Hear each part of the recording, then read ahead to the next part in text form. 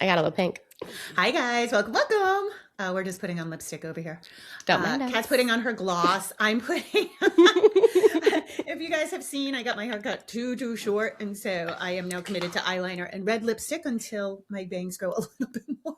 But you are working it for real. Thanks. Actually, you know what? I'm going to take out my earrings too because they click against the headphones. So I am back with Kat from Moms Off the Record in our series of generational parenting, how things have changed. I am a square Gen Xer. Actually, I think I might be a little bit older Gen Xer. So I am 1968 and Kat is square millennial. And we are Yes. comparing generational things from like, I was raised by boomers. My grandmother was Depression era. So that's my perspective. And Kat's obviously is her perspective. Yes, my mom is the oldest Gen X. So she's right on the cusp of boomer and Gen X. Okay. My dad is a boomer. So my dad is 59 and my mom is 65. Okay. 59 though isn't a boomer. Yeah.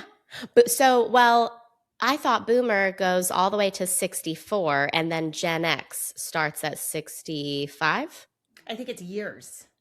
Oh, I meant 1959. Oh, okay. Yeah. I'm 1959. like, I'm 57. Oh, yeah. No. My dad's not that young. No, he is. He's going to be 68, 67, 67. Okay. I can't do math. Yeah. Anyway, yeah. Yeah. Okay. All right. So we wanted to talk today. We were talking offline and we wanted a little plan today. So Kat, why don't you lead with this because you're a millennial mom, but also you are an OCRAP potty training consultant. Yeah. And you just led a workshop, I believe, that was a little shocking and eye-opening. Yeah. Yes, to what you were hearing and what parents were expressing. So why don't you jump in and I'll add. Okay. Yes. So as someone who was born in 1990, and I'll just say for any of your millennial listeners out there who are hearing this, you might have been lied to like me, which was, and it's from a place of good intentions, which is you must not just be good enough, but you must be the best at whatever it is you're going to do. And ideally, you're going to be a businesswoman or, back in the day, it used to be doctor, lawyer, businesswoman, or like doctor, nurse, businesswoman. That's when my mom was growing up. But then for my generation, it was like, you got to be this entrepreneur, found your own company.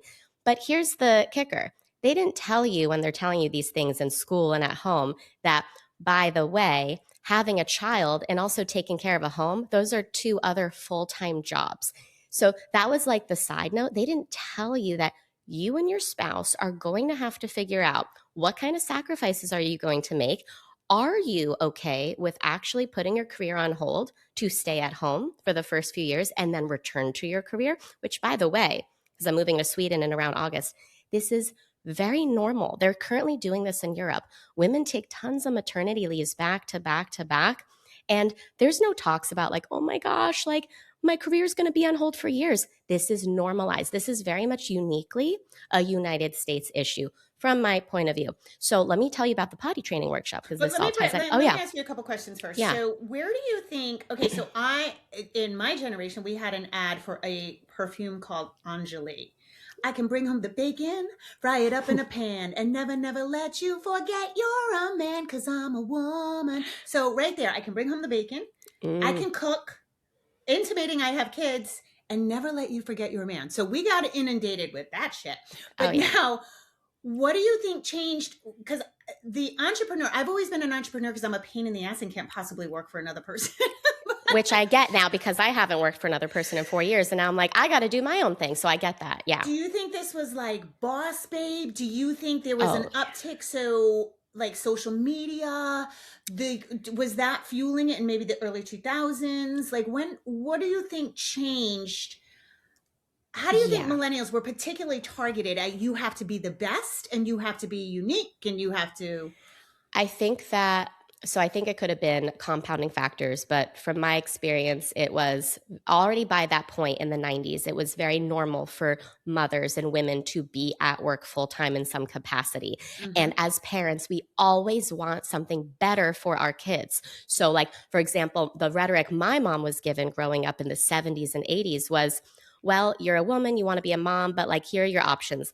My parents literally told her, because my mom's like, I love cooking. I want to be a chef, like a professional chef. They're like, Mm-hmm. that's cute, honey. You can cook for fun, but that's, not very stable. You can be a nurse, you can be a secretary, you can be a nurse or a doctor, whatever. So she's like, okay, I guess I'll be a nurse. And it's because, well, I like taking care of people and there's flexibility. I can also be at home with my kids. You get the best of both worlds. Sure. So now fast forward to my Let me just generation. interrupt you one Oh, yeah. second. So when I wanted to be a mom, ever since I Yeah. was like 3 years old, if you asked me what I wanted to be when I grew up, I wanted to be a mom. My Yeah. mom was we still had secretarial schools when I was Wow. when I went to high school, and my mother was so nervous that I was going to go get knocked up really young, because that's all I wanted to be was a mom, that she was like, I don't think you should go to college. I think you should go to secretarial school and like just get in and out and Wow. get like a stable job. So that was Yes. still a thing when I was graduating high school. That's fascinating. Right. And so then we're seeing these little cultural shifts, generation after generation, where so basically you can cast a wider net. It's not just these three stereotypical career options Right. now.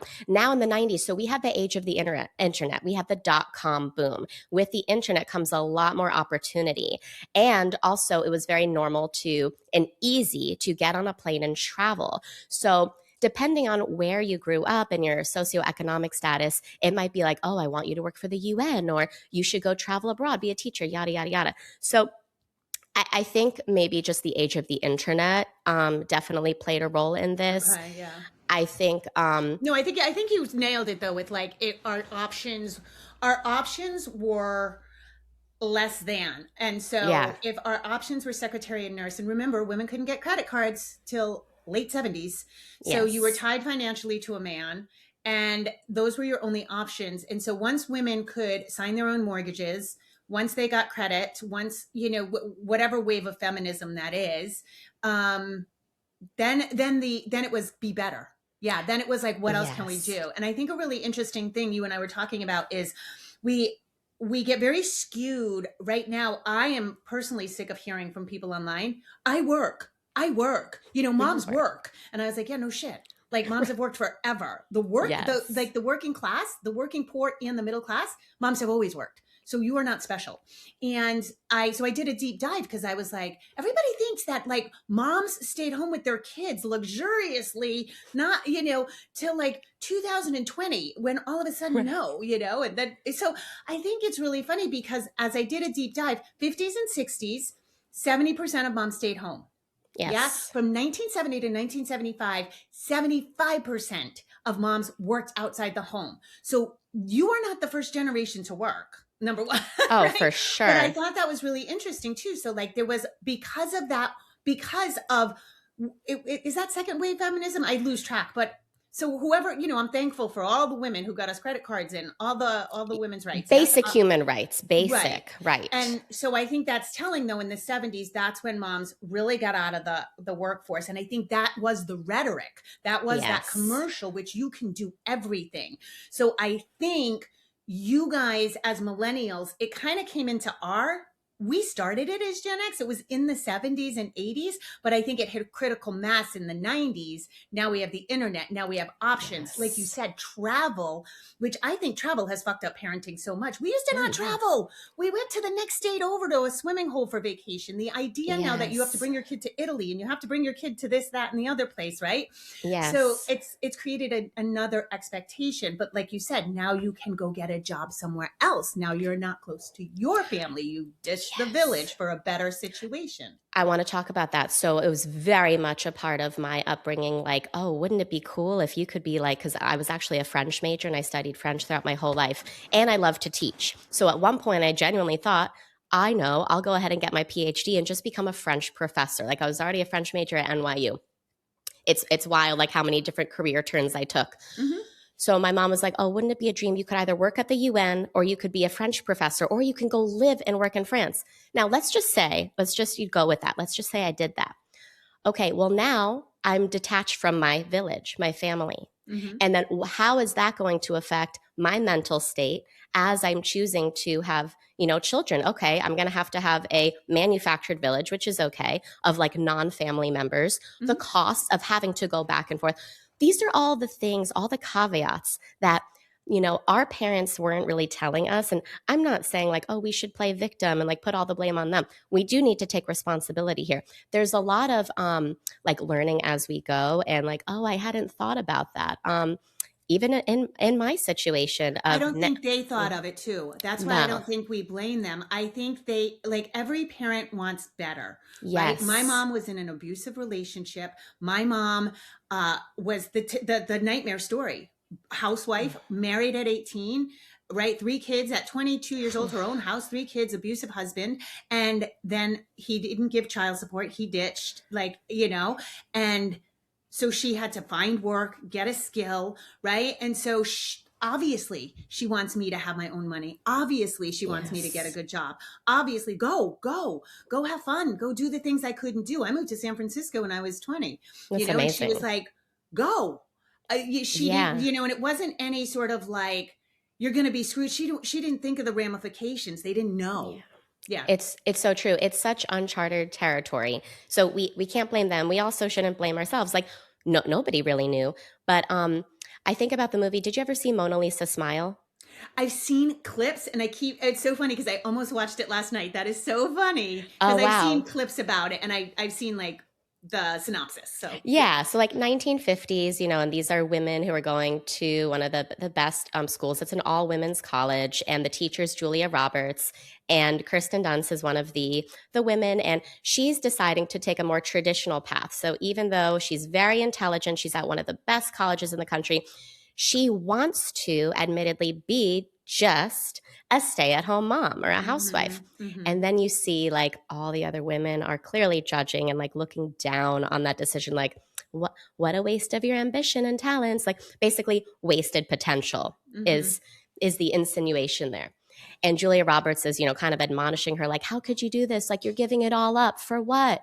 Right? Almost like we're going back in time in a bad way instead of Mm-hmm. being progressive. But actually, and so I remember in 2002 when the movie came out, I saw the movie with my mom. And I remember even being in seventh grade, like having a judgment, having an Sure. opinion towards Kirsten Dunst. Because I went to a college prep school and I was like, oh my God, she's like, wasting all of her talent. She's not going to do anything with this Right. education, right? Right. Right. Right. Now, as a 35-year-old woman, a mom of two toddlers, I'm like, no, you are doing the important work. You are doing such important work. And there's a lot of ways which we unfortunately cannot be as present or engaged with our kids if we are also expected to work full time outside of the home. Um, this leads me to just some interesting observations and tough conversations I had with some of the moms I was helping in a recent potty training workshop.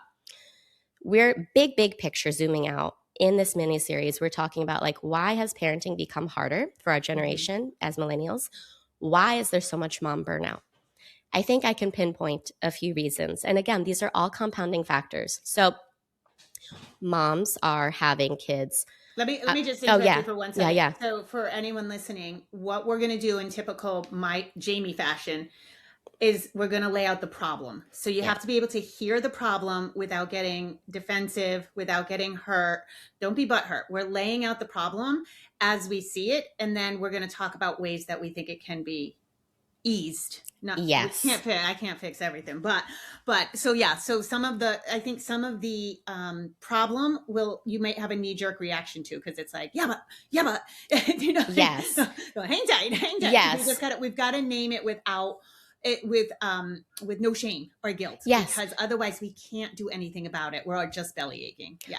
Agree. And this is not about pointing fingers at individual moms. This is about actually bringing it up way higher and talking about systemic and cultural issues, Right. the Right. programming that we've been fed.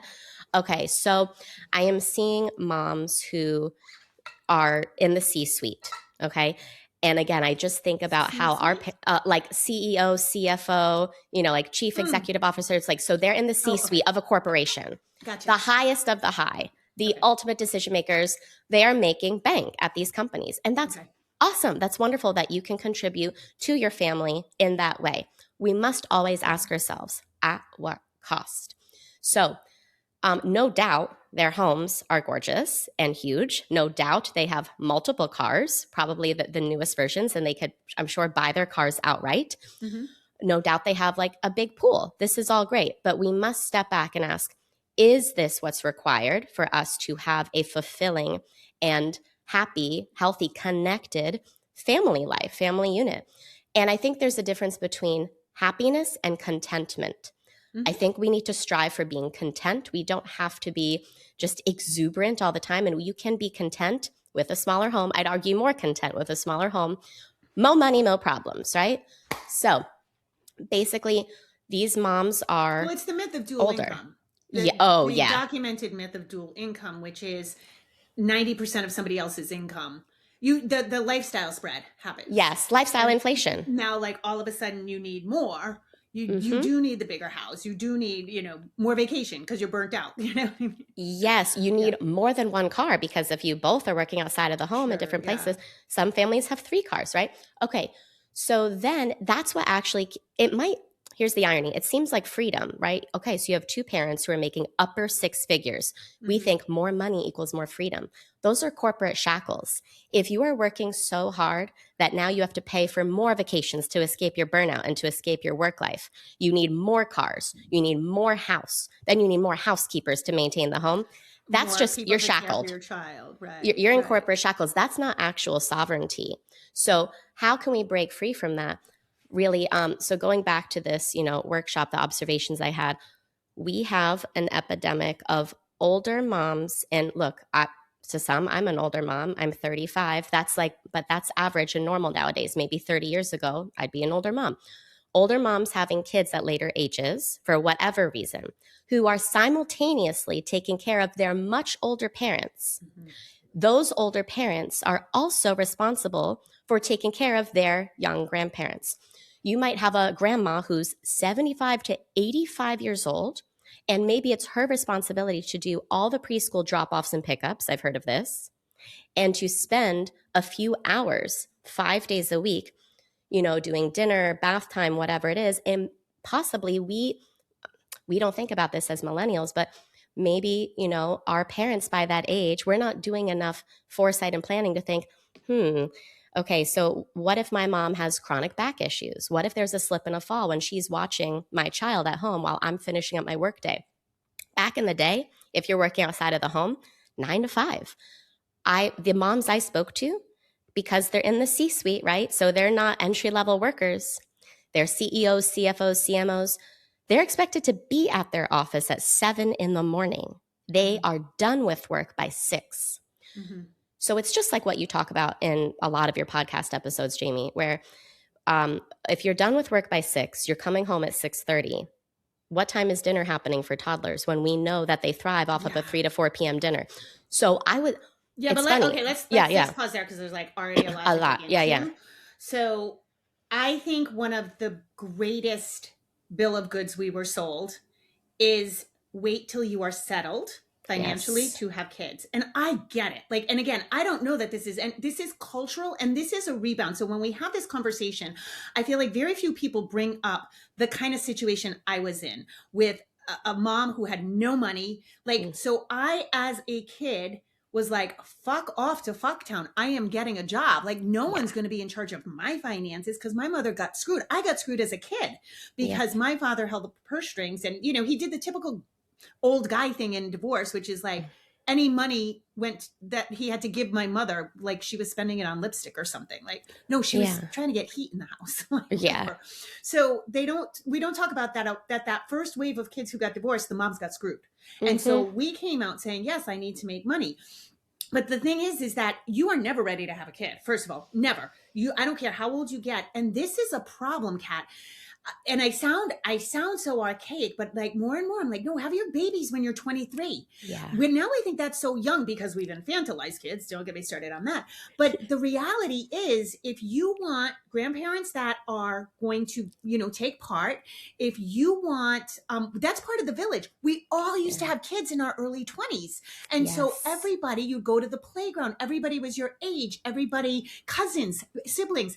My Pascal's cousins are 10 years older because I was a geriatric mom. I was 38 when I had him. Now that was by accident. I just got knocked up. That was like that was not planned, and I certainly was not settled in my career. So, but I think what people aren't looking at too, first of all, I fucking hate Mel Robbins, but I could slap her. Somebody forwarded me an episode about, like, don't worry about it. In your 20s, you should just be having fun. 30s, you might get settled. Literally, Mel Robbins says this. She's going through decades and she's like, don't worry about it. Freeze your eggs. Freeze your eggs when Oh, you're 30. Wait, wait, no. wait, wait. It gets better. No, no, no. Freeze your eggs now in your 40s. Yeah, have one of those babies at 45. Then she talks about turning 50 and menopause. And she goes, this is you time. This is you. You should be at the top of your career. And I was like, Mel Robbins, you're not making any fucking sense. Yeah, Because how's somebody going to have me time at the top of their career when you're having babies? And I'm that's not doubting, like, hilarious. any mom who's an older mom, I'm just saying we have to look at this culturally, because now one of the things that's making menopause so hard, never before in our history have we had women in so much pain in perimenopause, and 90% of that is stress.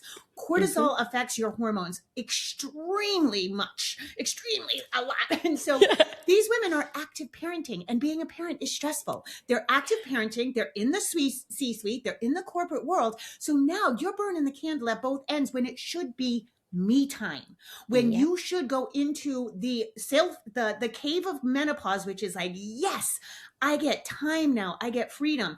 And you don't have that, and that is what's making menopausal symptoms worse.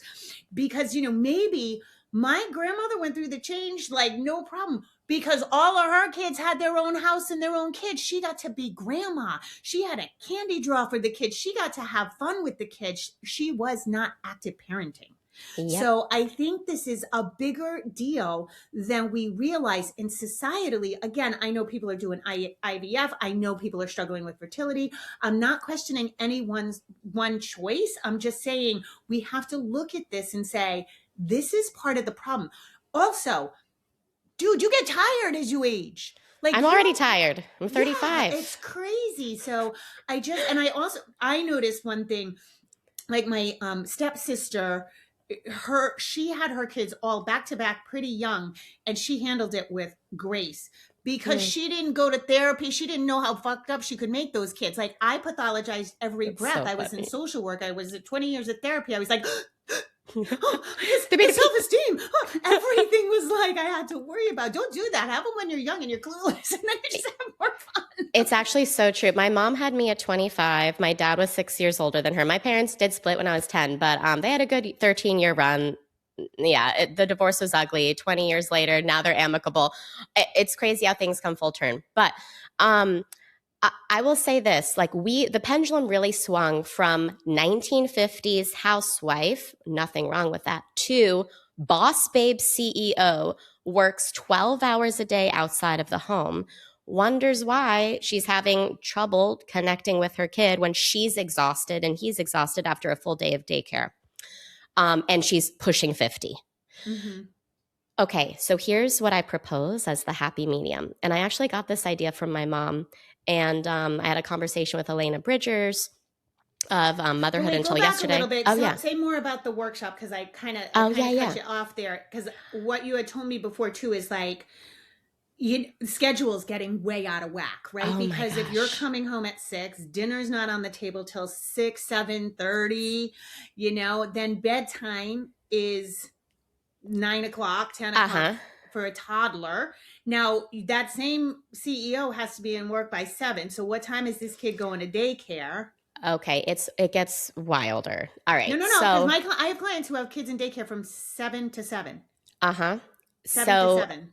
in this particular instance, fortunately for the mom of this woman, so the kid's grandma, who by the way was again 75, and this is from the mom, 75 and not physically well, not like a youthful, sprightly Right. 75. We're talking the typical back pain, hurts to walk, can't really bend down. I'm sorry, but yes, of course it's preferable to have family versus strangers watch your kid. I'm a fan of that. However, we never took into account what if the family is, almost octogenarian and can't bend down. I can't tell you how many times I'm bending down like a million times a day with my young toddlers. And what if, God forbid, there is a slip and fall? And mom isn't home for 4 more hours. So what happens is the daycare drop off is like before 8 a.m. Mm-hmm. All the meals are at daycare. Mm-hmm. And then there's a snacky snack. Grandma is picking up the kid probably to save money so the kid isn't at daycare all day. Mm-hmm. Then grandma and this child are hanging out at home, Mm-hmm. not having dinner though. And I'll get to that. This is fascinating. Hanging out at home, but grandma is not well, doesn't feel comfortable, doing a bath or that much. So really just hanging out. Um, so what and then, mom and dad from their separate work, they come home at around 7. Dinner is rushed to be put on the table at 7:30. Then the Mm-hmm. kid has the zoomies. It looks like they're wired, right? So Wired. they're They're overtired. overtired. And I explained the overtired. Um, she wasn't aware. And in all fairness, I didn't know about that either. I wasn't taught about overtired. I didn't know. It does look like they're wide awake. I learned about this from you. So now I'm spreading the word to my friends and to my clients. So yeah, then it's overtired. So I said, I have a proposal, Mom. Can you do a crock pot meal before you have to leave for work in the morning? So yes, it will be early. Can you get up earlier? Throw in a chicken in the crock pot, right? Mm-hmm. Have your mom, because I was like, what time is your mom picking up your son? 3 or 4 o'clock. Perfect. So then all your mom has to do is scoop out the contents of the crock pot, right? And give it Mm-hmm. to your son by 4:30. She said, that part won't work. And here's why. I don't trust my mom with the crock pot. I'm worried about that. Okay. But she said, moreover, I cannot start a crock pot meal in the morning because I have to be at work at 7. And by the way, with all the women at the workshop, that was the general consensus is this is what's getting in the way, Jamie. I know you'll appreciate this because you're doing mothers coaching. They cannot, not they won't, they cannot do the crock pot meal because they have to be at work too early. Let's take it back to way back when moms were, if you're just working outside of the home, you're working 9 to 5. But now we're working 7 to 6. Why? We want little worker bees. We want more efficiency, more productivity. We need more revenue at the company. So we're going to exploit mothers. Let's exploit mothers because we know mothers won't say no. I don't think it's exploit. I think it's exploit whoever's working. Yeah, whoever. Yeah, let's exploit all the workers. Being targeted by the Yeah, exploitation. that's true. Capitalism, takes everyone. So then, wait, can we back up yeah. too? It's like family is great, but if you can't trust a person with a crock pot, but that person's in charge of a chaotic toddler, we have a problem. So I can only imagine screen times being utilized because now the other thing about grandparents, I think I want to back this up a little too because of the myth of the village and grandparents. And certainly we see online, we get spoiled because we see people with family compounds. I cannot wait to be a grandmother. I'm going to try. I have to find babies. My kid's only 19. Like I need to find babies to hold. Like I am totally in my grandma era. Just come over here. Help out my mom. Seriously. And so I just but my mom was an amazing grandmother, but she was still working and she would take Pascal whenever she could. She loved him. It was like she and my stepdad were just amazing to all the grandkids. But my mom at 50 years old woke up paralyzed one day. She didn't know she had rheumatoid arthritis, suddenly flared. She couldn't move her body. So then my mom couldn't work. And from there, her health started to decline. You are not guaranteed a healthy grandparent. Now, my mother at 75 she died at 77. She was medically fragile, an amazing grandmother when she was there, but she also she wasn't up with the sick baby. She wasn't making my dinners. She wasn't picking him up from school. She was not doing any of those things. And so I think we have this idealized version of somebody should help, or the grandparents. Yeah, the grandparents might be active in your life and be there to give you a break for sure. But number one, their health is not guaranteed. Number two, they may still be working. A lot of people are saying, we're the Gen X parents showing up for the millennial kids. And I'm like, we're all working. It's so fun. No Gen X's are out of the workforce yet. So we're not that old, you guys. Yeah. So it's this weird, I think we have this glossed over image too. Like I'm going to actually do something on social media. Like, what are you actually envisioning? Because people think the village shows up on white horses to do your bidding when you want. No, the rest of the world is working too. It's so true. Yeah. And it can be a really rude awakening. Somehow we millennials have come to assume that, especially if we don't want our kids in any sort of school for the first 5 years, which trust me, I get too, for a lot of schools out there. So we're like, oh, great. My village, my grandparents and my husband's grandparents are right here. So they will be the preschool. And I am seeing such a trend, Jamie, for better or for worse, take what you will, where grandparents have become the full-time, part-time preschool. Yeah. Yeah. For real. Like, I'm talking all day. And I think that is killer if you have someone like me who's Yes. active, can't wait to be on the floor, go out. I want to be outside. Yes. I want to be at the ocean. I work remotely, so I can fit this into my schedule. I homeschooled. I know what's hip hop happening in the curriculum Yes. world and what they You are need to learn. fit. Right. When if you have someone like me, but I'm rare. I'm Yes. rare, because of my work situation, and I think that expectation is wild to me. Oh, yeah. I don't know how or why that we thought it would be this way. I so agree with you. There's a big difference between the young, sprightly, fit, limber grandma, Hmm. um, you have to be physically active to look after That's these the young kids, thing, right? versus the chronically ill, in chronic pain grandparent who cannot walk. You know the TV is going to be the babysitter half the day. And is Right. that actually better for kids than them being in a very good quality forest school or preschool? I'm not talking all day.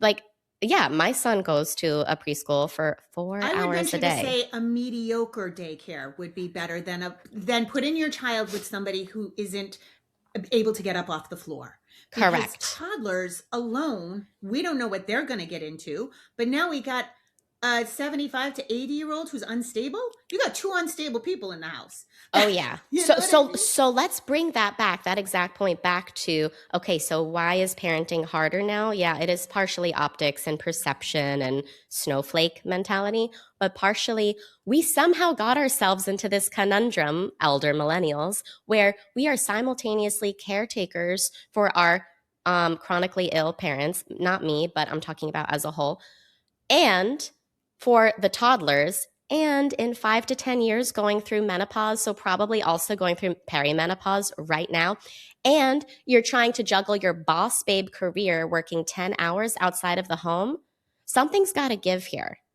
I'm talking something major.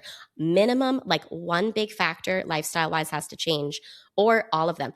I say right now is the best time to figure out, how do I want to pivot in my career? Because like there, you can I literally think, do let's back it anything. up, because I think the Yeah. solution, you said this earlier and I wrote it down.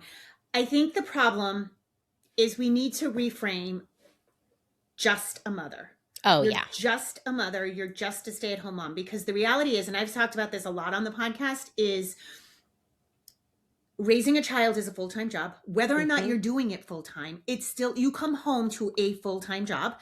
Keeping a home active and running with schedules, with laundry, with meals, with all the players involved, maybe even your paid village, that is a full-time job. Yeah. So you're going to take your more than full-time job and come home to another full-time job. And I think that's where kids are getting the shaft, because the kids are the ones suffering. The kids are the Hmm. ones that are getting you all burnt out. Now listen, I also think that we got it confused. This is a sticky topic and it's really individual, but the idea that your identity hangs on your work, Oh yeah. and your identity, like you hear it from moms, I'd be so bored with my kids, I'm a better mom because I go to work. And I hear that. And I would venture to say though, like Erica, Oh, who is it, commissar. Commissar, she gets so much heat online, but she talks about the first 3 years. Like, what can you do for the first 3 years? It's not always going to be like this. Yeah. But that is when your child needs you the most. But that is also when you need more rest. You need more connection with your child. And so I think we've just gotten it in our brains that motherhood is boring. And yeah, when you stay home with the kid, trust me, they're like, oh, my 2 year old's my best friend. Shut up. They can't even make a sentence yet. Like, they're not your best friend. You're not having a conversation with them, right? So And funny. I know a lot of mothers, I think that's where mommy wine culture started getting crazy, right? It's Uh-huh.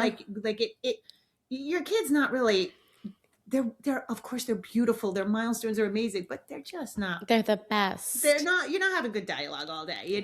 Yeah. But I Mommy, also let's do think, poop jokes. but that's where we get people. I have moms who don't have any time to cultivate a village. Yeah. But when you do have a little more time at home, whether it's a part-time, something you can figure out in your office, can you be out of work earlier? Can you Yeah. go in a little later? And that's, lately I've been doing a lot of like parent coaching parents come to me with kids with behavioral problems, and I look at their schedule and I said, no, we got to figure out your schedule. It's your Yeah. fucking schedule. That's the problem. The behavior is the symptom. The The underlying symptom problem of is you the the lifestyle connection. you Right. chose. Right. And so we look at, I mean, I'm literally helping people look at their finances, who can maybe come home earlier, who cannot, who can, are you gonna, one mom and I, we work through, like, should she take this promotion? And she's, she had the ability to take it on trial, took it on Mm-hmm. trial. She said, no, can't do it. Too much. No, I'm not Good. available for my kids, and so we have to look at that, because if we continue, and I'm not telling you how to live your life, but if we continue down this track, the behaviors you're seeing Yeah. in your kids are because they're lacking connection. The Yeah. behavior we are seeing, 5 and 6 year olds go to school not potty trained because parents don't have time for major developmental milestones. They Yeah. don't have time to hold boundaries. They don't have time to learn how to co-regulate with their kid because everything is rushed. Now, and I, like, me, I've been a huge proponent of this. I don't care. Your family dinner means shit if you are coming home at 6 o'clock. Mm-hmm. Your toddler has needs that surpass your needs. So you think I need family dinner? No. No, no, no, no. You need connection with your kid. They should have a sandwich, a turkey Yeah. sandwich. I don't care if it's on white bread. I don't care if it's with American processed cheese. Give them a sandwich and wrestle with them. Read 8 Yes. stories, sing the songs, play the games, and then they go to bed at 7. Toddlers going to bed at 10 o'clock is asinine. To wake Yeah. up early, to go into a social setting, right? It's crazy that now we have these kids, and now parents come to me, I think she's got a diagnosis. Yeah, her diagnosis is you're busy. And Yeah. it's She's again, it's exhausted. and I'm not blaming them. I'm not blaming any one person. It's this cultural thing Yeah, that it we've is got. culture. So, okay, you said a lot of interesting things Sorry. there. Yeah, no, no, I mean, I'm nodding along because I'm like, oh, this It's is so a good. circular conversation because I know there's like, ugh, it's so hard. Yes. And so, what's happening too is when moms, I too wish that I actually had my kids in my 20s. I wasn't with the right people. I was like a serial monogamous committed relationship person, wasn't with the right people. Admittedly, I did some cool solo travel like to Japan and Bali, and I did a lot. Um, but I knew deep down I always wanted to be a mom. And yet, like when I was growing up, just being a mom was very much like you're either uber religious, of like any religion, doesn't Mhm. matter, or like, I don't know, not smart enough, right? Like, oh, you don't have ambition or potential. Looking back, like, that's just so ridiculous. Such good work happens at home. And let me tell you what I think the real new paradigm is in motherhood. And where a lot of my peers are learning this the hard way. It's not like doing nothing for years and years. Not that we ever do nothing, we're doing so much. It's not just having no identity outside of motherhood. That's what I mean. And it's also not boss babe. It's definitely should not be boss babe. Right. Now, someone's going to say, but someone has to do the CEO job. But do you have to do it, like you said, in the first 3 years? So here's the missing piece. Okay, here's the happy medium. Then I'm going to tell you what I think is missing from the conversation. Okay. The happy medium, I think, is, for me, I do like finding some purpose and identity in addition to motherhood. Motherhood is completely fulfilling. I like having a little something on my own. I enjoy doing my podcast, Moms Off the Record. I enjoy potty training. So it's like, how can we find that balance? And it's not about striving for 6 figures right now. It's about just a little bit of fun money. Like, can we like go out to dinner, like do this vacation? It's fun money, making your own schedule, just working a few hours per week, not several hours per day. Here's why this is like an uncomfortable subject, is because I think moms, we had too many options at our disposal. Like, you can be whomever, push those glass ceilings, girls. You can do whatever. It's like going to a restaurant at IHOP, and you see there's a million things to eat. Now we're overwhelmed. It's like, Right. it's too good, Right. Okay, so really, no professor in college, like no parent right now, but we can start this. I'm going to start having this conversation with my daughter when she's much older. Is like, hey, there's going to be certain career paths. Like, if you are going to college and that's costing 6 figures, which my kids will not be doing that, so I'm excited. You're going to be graduating with 6 figures of student loan debt. And now you're going to feel maybe pigeonholed in a very specific career, potentially. And it might take you years and years and years until you can make your income potential. And then you're going to think, I'm not capable of having kids right now. The real new paradigm is college is a scam, I Mhm. think. My kids will be either paying for their own college completely, or in Sweden, it's free, taxpayer Mhm. subsidized, or don't go to college. Just figure out your career without college. I think what's happening is moms have a lot of guilt. Their parents helped them pay their way into college. They took out student loans. Now they're like, well, I spent all these years and, six figures getting my degree. So now I am locked in. I have to do this for at least a few years. And then they have to pay down their debt, right? This is how we get, and then also I have to have a big house. My kids won't be happy in a small house. I have to have multiple cars. I left a six-figure salary behind right before my son was born. I was making six figures year over year for Mhm. nearly 10 years, starting in my early 20s. My manager, his jaw was on the floor when I resigned before my maternity leave kicked in, because I Yeah. thought to myself, so this company is going to give me 12 weeks of leave, and they want me to go back to this job like nothing ever happened in my motherhood journey at 12 weeks postpartum. I said to my husband, I was like, we both make six figures. We work from home. I mean, yeah, this I like this job. I'm not like, but it's not my identity. I am more than Right. this career. It's Right. my worth, my value to our family is more than this job. This job is just a title. Like, this is a matrix. And I was like, Well, it goes back to the you know, saying too that you often see online, I feel like, which is, first of all, no one on their deathbed, mm-hmm, no one says I should have worked more. mm-hmm, No one, your company can fire you on a moment's notice, not give you a severance, and mm-hmm. walk over your dead body, not care. Right. And Oh, so yeah. I think these are the things that we have to look at. And I think we get so swamped. I think what happens is we're sold this cultural bill of goods that is in our unconscious. Nobody sets out and is like, oh, I can't wait to be totally fucked as a mom. Like, I cannot wait till I don't know what to do with myself. I'm so busy.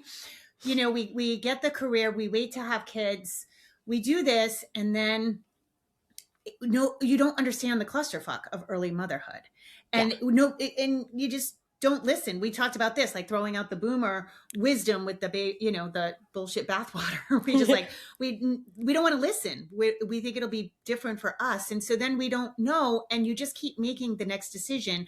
And I had done a podcast on this, on what shit sandwich do you want to eat, because we all have a shit sandwich, and the moms I know that currently stay home have made Yes. enormous sacrifices to be there. And I think that it's easy to look and say, oh, they have it so easy, but you have to make hard decisions, and one of the hard decisions is, how big is your house? Uh-huh. Do you need this space? One of the things I was shocked at when I moved back to Rhode Island, I had a flat that was 2,500 square feet. Pascal and I needed Wow. 500 of that. And now Yes. you need more shit to fill it. You can put broken shit in another room and ignore it. Like, you just don't, it's wild. And now our house is 700 square feet. I love I it. love it. It Yeah. takes me 2 seconds to clean. My electric bill's $40. Like, you don't even, because there's one light bulb in every room. That's it. And so Yeah. I think we don't realize we do this keep up with the Joneses without realizing we're doing it. We know, oh, Yeah. I'm not just keeping up, but we are. And how many kids? I just said this on another thing. We had one car, Yeah. Honda Civic, 5 people. A Honda Civic Sounds great. makes a Mini Cooper look like a limousine. And Yeah. now I have a cousin who has a Yukon, and she said it's still not big enough. They still fight. And I was like, we had a Honda Civic. Yeah. My mom had a station wagon It's growing up. crazy. So it's like, you do have to look at your life choices. Do you actually need two incomes? Because when we start scaling everything back, and I have a friend who says, I work, like, she's all about this. I work Yeah. so I can travel with my kids. She doesn't travel with her kids. She doesn't travel. And I'm like, Right. wow, you're in a certain cognitive dissonance there. But all these things that we think we're giving our kids, when all our kids want is us. So That's true. what they really want, especially in those early years. And I do think that I don't know. Like, I can't tell, because again, I always said I wanted to be a mom, right? And so I Yeah. can't claim to know another woman's experience, but somehow I feel like we got tricked into needing another identity. And that's definitely like I said that in all my books is my mother never worried about her identity. She had kids, she's a mom now. And it wasn't a just, she was a housewife, which was acceptable at the time. And somehow we've let that infiltrate us. And maybe you do need to feel more fulfilled with a job, but how can you then rearrange things so that you do have that time with your little Okay. ones, the little ones? Some thoughts. I remember growing up, there's a lot of even board books for babies. It's all about like, who are you going to be when you grow up? And it's like a little cartoon, an astronaut. Can you imagine Right. like a mom, 12 weeks postpartum going back? Yeah. Back to space. Back to space. Yeah. To the moon. Yeah, exactly. Be an astronaut, be a doctor, a lawyer. We are programming baby girls as young as 1 year old that, oh, okay, so I'm going to pick this title. Like, this is going to be me. I am the astronaut. Right. It's not like, who are you going to be? A mother. You never see that in books. It's not like, I'm going to be a mother. Forget about that. Why? Let's bring it back to the top, the overlords. The World Economic Forum has a gender equality agenda. This is no secret. Some gender equality makes a lot of sense. Of course, women should have their own bank accounts and credit cards. Of course, women should have the right to vote. But when everything boils down to gender equality, we're like, husbands should do the exact same duties and responsibilities as wives. And it's always that way, never like the other way. I just always like to ask, like, okay, so do we need more women who are garbage truck drivers? There's nothing wrong with that. But do we need more women, more mothers who are driving semi trucks across the country who are only home for 1 day a month? There's a reason why, like in the child rearing years, there's just a reason why there's some men who do some roles and some women who do other roles. There's nothing wrong with that. Right. There's really nothing wrong with that. So we have an issue with the gender equality agenda. And then also, again, there's a piece missing from the conversation. Parents have not been informing their daughters. This is daughter specific. Parents have not been informed. Teachers don't talk about this in school. It's taboo. There's no more home economics courses. That is considered like regressive. That is bad. Because but now we have 25-year-olds who don't know how to roast a chicken or do laundry. Yep. But yeah. It's interesting how that used to be in the school, those conversations. Now it's like you're going to have to figure it out as you go. But when I was at NYU, I wasn't thinking like, okay, so with whatever career path I choose, then fast forward, 20 years or whatever. It seems like it's so far in the future. So how am I going to be home early enough, to be with my kids? But going back to, this was radical that I chose not to take a maternity leave, which was a part of my benefits package. I want to quickly go into why it is important. It says in the contract at most corporate companies in America, especially if you're an at-will employee, that your company does have the right to revoke the money that they gave you during your maternity leave if you quit right after you take it. Because, of course, they see it as like fraud. Oh, so you took it. You had no intent to come back. Gotcha. I already knew I didn't want to come back, and I don't want to do anything unethical. So everyone's like, just take it and quit. Everyone told me that. And I said, no, it's not the right thing to do.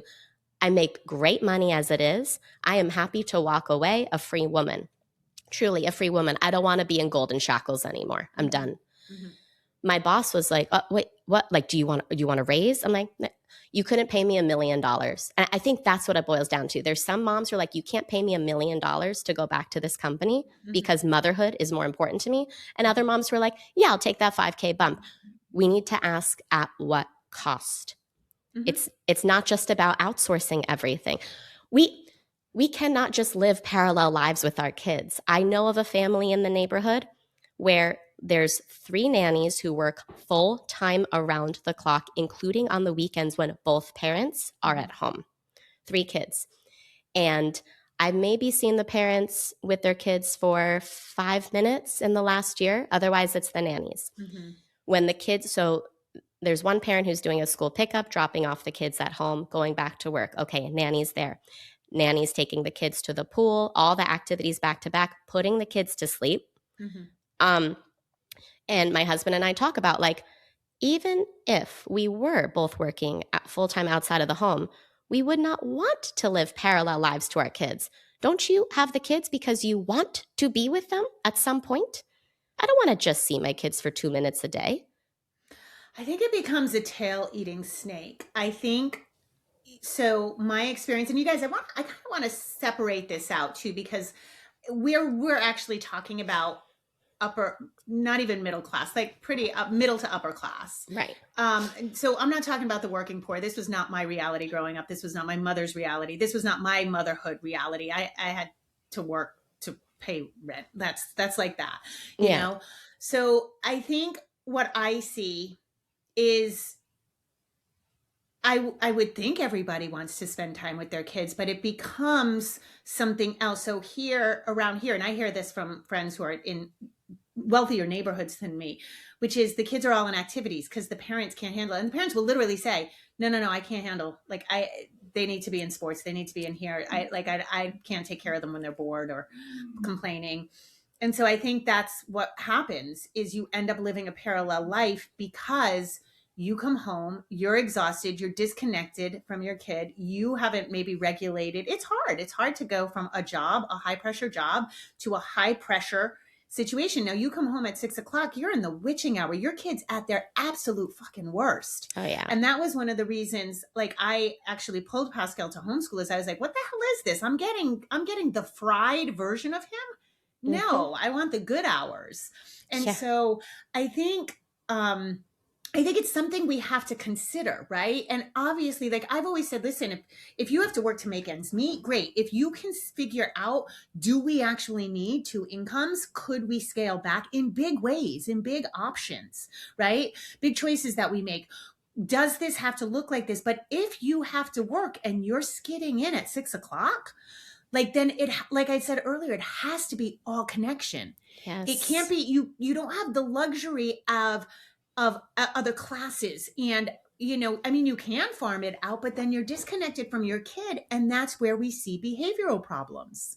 Absolutely. And really, I think that the secret is how can we moms, we millennial moms, get so creative? And how can we start this new trend and pass this along to our daughters, where we're just brutally honest with them about what are the first few years going to look like when you decide to become a mom, the pros and cons of waiting till you're older versus having kids younger. Mm-hmm. There are pros and cons to each. How much money do you really need? For some reason, I always thought, like, I heard as a New York City girl, having kids is so expensive. Like, it's just costs so much. And that's why, like, all my, New York City friends were intentionally waiting till their 40s. Yeah. That comes with a whole other list of issues. But basically, I talked to my mom about it, who had me at 25 in 1990 in New York City, in Queens, not Manhattan, very humble, and in Forest Hills. And I was like, is it really that expensive? Why do people say it's so expensive? Do I need to save hundreds of thousands of dollars before my husband and I ever have kids? She said, no, it's only expensive if you make it that way. She said, you guys lived in, you know, modest apartments with us. We didn't like have a home until you were Mm-hmm. 5 years old. We moved to Connecticut. You lived in apartments. You have fun at playgrounds like every day. Either your grandparents or I were taking you to the parks, to playgrounds, you're walking around. Like, it's nothing crazy. You don't have to do these crazy international trips, like if you want to and you have the money, sure, but it's very simple. It's like, I don't know. So there is a lot of, like, we have to talk about, there's a lot of misconceptions, lies that were being told. But then I asked on the other side, like, as I was hearing my peers saying, like, it is so expensive. And I'm like, what are the biggest costs associated with having these kids? Well, you have to be on the wait list for school. You could be on the wait list for 5 years, and like their school when they're 3 years old is $30,000 to $60,000 a year. I just laughed. I was like, oh, so that's why you think it's expensive. I think well, that's the myth. I mean, and you guys can Google this. It's actually a thing. The myth of dual income is a big thing. And it's that lifestyle creep. But now you also, and I admire, of course, we want to give our kids the best, but we have to remember the best for our kids is actually us. Yeah. And so we just think that the best is an external thing that, like, we can buy, and it's in the school, and it's in this, and it's in that. And what cracks me up is these like really expensive preschools. Your kids got to be wiping their butt done potty training. And so the same Uh-huh. people who don't have time because their schedules are rushed, you're going to pay $30,000, $40,000 a year. You better have that butt wiping down. So Uh-huh. I think it's just, I think it comes back to like, how do we lower, it just feels like it's ramping up to an impossible speed right now, and the it is as expensive as you make it, you know. um I do think kids, you know, obviously everything's more expensive, but again, in my lineage lifetime, we had war where there Yeah, were rations, you know. So I always think like what are we complaining about? I don't, it's, yeah, I feel like it's it's yeah. it's so messy. Somehow, Jamie, you're not going to believe this, but I told you I left behind a six-figure career literally 2 months before my son was born. So this was almost 4 years ago. I have not been in the workforce. Yes, I have my podcast. I'm a potty training consultant. Right now, that's not coming anywhere near what I used to be Right, making. right. And also, that's not my goal. I do this because it's fun. I enjoy it. And yeah, like it's like fun money, but I'm not doing it to try to replace a six-figure income. It's Right, a right, little right. something for me on the side. Now, my husband and I together, we actually have more net worth than we did when we were making dual six income. You know Mm-hmm. why? Our expenses are way down because when you go on one income, you become more fiscally conservative and aware. Mm-hmm. We have one car that we own. It is 7 years old. It has over 50,000 miles on it. I could give two shits what make or model car I have. I care about one thing. Does it get me from point A to point B safely? That's all. I just don't Yeah. want it to break down constantly.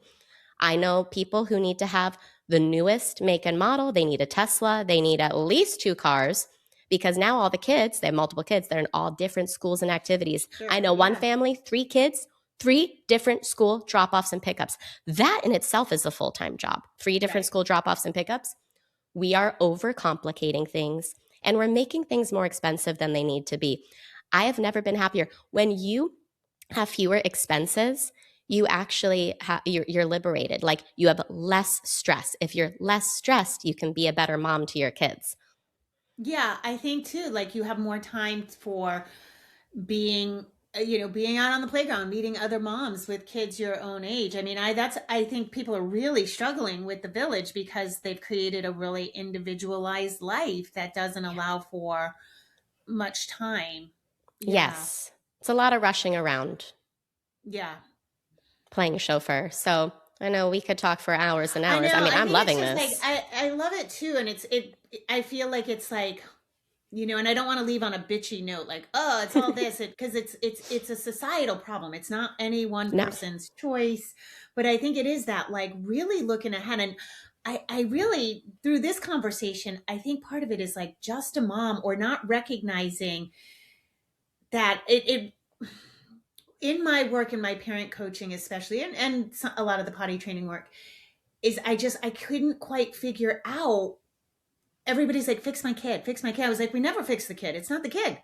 The 3-year old doesn't need fixing. It's the environment. And so then when we look at the environment, it's so jam packed. And so I think just more spreading the word of like, kids just don't do what you want them to do when you want them Yeah. to do it. You Right. know, they're volatile, and they're going to be more volatile when they're craving connection. So if they haven't seen you all day, you, again, no activities. But and I said this in one of my podcasts recently because I understand. Oh, I said it with you, but I said it in another Yeah. one about like a sports, especially being low activity, because it feels like, oh, I'm on top of it. I signed my kid up for the thing, but you don't have to do it. And I remember feeling that way, like, whew, I got an hour to myself here because somebody else is in charge.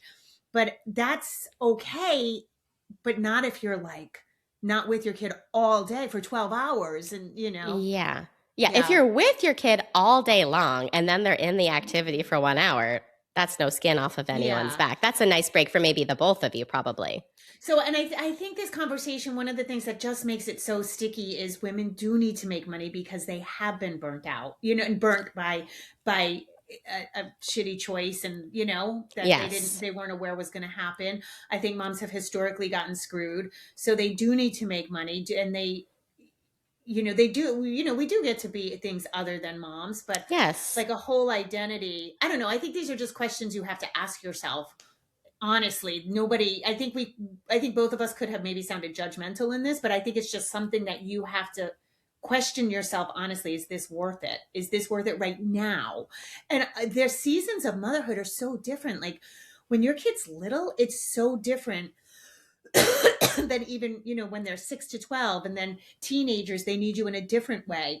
So I don't know, it's if you're feeling crushed by the weight of it, I also think at the beginning of this podcast, you said something about mothers they're targeting mothers as worker bees. I have honestly come to the conclusion that, okay, so here's my big conspiracy theory. I think they Yeah. are trying to make mothers more tired because we're the ones who would Mm, fight the hardest, right? We're the ones who literally could take a car off our kids if we needed to, right? yes. So, I mean, we looked at the Epstein files and we're like, just put some fucking moms on it. Give us some Mm-hmm. names. Just Yeah. look away. We'll take care of it, Yeah. And I think the way the Epstein files were released when mass traumatization, and who did it affect the most? Moms. Oh, yeah. Yeah. So I was like, you know what? This is, if you're exhausted, I feel like one of the biggest rebellions we can do, and I'm not saying everybody mom has to be a stay-at-home mom by any stretch, Sure. but is if we slow down and get out of this corporate bullshit, Yes. get out of the kids are so expensive because you're paying for all this stuff, Yeah. I think that's the way out. I call it a kitchen rebellion too. Like the best thing you can do is feed your kid healthy. That is a fucking Yes. rebellion. You getting enough sleep at night and saying, hey, I'm a well-rested mom, you are an outlier, right? Yes. It for me the rebellion like even beyond that, and I love that, is just get out of the golden shackles of the 7 a.m. to 6 p.m. corporate life.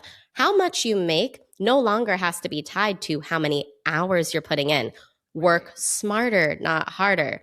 Harder to do if somebody else is your boss. I get it. I was there for nearly a decade Yeah. in the corporate world. Again, we like the world is our oyster right now when it comes to money making opportunities. Is there a way you can figure out either online or in person or both how to make money on your own terms, your own time? This is a question I want to ask your mom listeners. Right now, with the money that you're making, if you have this full time job, how much of it is what you'd like to have versus what you need to have? Okay. That's the I big think that's the question. bigger question is, can you Okay. ask yourself, because one thing I hear, you don't understand, I have to. And so if you Mm-hmm. look at all your have tos and really examine those, and I can't decide this for anybody. It's you, it's your life. But if you're being crushed, you may have to work for income. Does it have to be Yes. this job? Does it have to be this particular income? And I think that's the big thing, is one thing I try to tell parents is like, I can't stop it. If you need the income, I can't do anything about that. I can guarantee that your kids also need you though. And I can't make them not need you less. So you have to show up and be a parent too. So what does Yes. that look like? And when I always just like to reverse engineer a problem, you take your non-negotiables and then you work around those, because Yep. everything else is a negotiable. And I think that's where people, maybe millennials, I don't know, maybe Gen X is better at that because we had to like suck up so much. But I feel like people have really confused their have tos with their needs with their wants, They have. And so if you can't take away the job, what expenses can we take away? Certainly you don't need Disney Plus, Apple TV Plus, Netflix. Okay. These are wants, not needs. Do you need two cars? Maybe you do. We don't. We need one car. Yeah. Yeah. Yeah. I mean, you have to, like, again, I'm not making anybody's choices, but it's like, what do you need? The latest car? Do you need the latest iPhone? Do you need, I feel like Disney Plus. So I'm a bitch about the streaming services. I only will do one at a time, but I feel Yeah. like that's a little like, don't have your Starbucks. I think that might be, Choose one. yeah, nickel and diming though. I think the Right. bigger thing is like, does your kid have to be at that school? Does your kid have to, do you have to work the hours you have to work? Very You know? true. And then Yeah, very good point. the houses is crazy. And I mean, Oh anytime I yeah. watch one of those house hunting programs, like people going in looking at houses are like, well, the master's a little small. And I'm like, what the fuck are you all doing in the master bedroom? Are you putting a So sex swing in there? Are you a bar? Like, what's going probably. on?